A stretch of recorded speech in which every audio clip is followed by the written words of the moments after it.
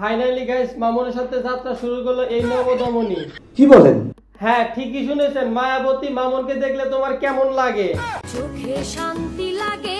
এই কথাগুলো শুনে আমার অডিয়েন্স তোমাকে কি বলে?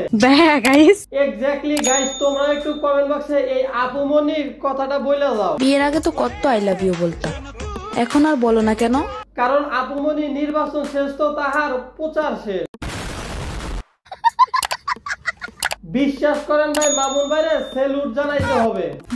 মানে একদম সোজা। 2 দিন পর পর মামুন যেভাবে মাইয়া ভাও করে তাতে নিঃসন্দেহে মামুনকে বলা চলে, আর আপনাকেও বলা চলে। তুমি শীতের দিনে হয়েও চাদর, গরমে হয়েও ছায়া। তোমাদের এই কর্মকাণ্ড দেখলে আমার অডিয়েন্সের নিচে বাড়ে মায়া। ফাইনালি সিঙ্গাপুরে এসে অ্যাপল স্টোরে চলে আসলাম, অ্যাপলের শোরুমে।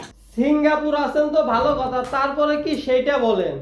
ভাবছি যে আমি হব প্রথম বাংলাদেশি 17 Pro Max। আপামনি এত কষ্ট করে সিঙ্গাপুর কেন গেছেন? আপনাদের আইফোনের জন্য? আমাদের কক্সবাজার যথেষ্ট।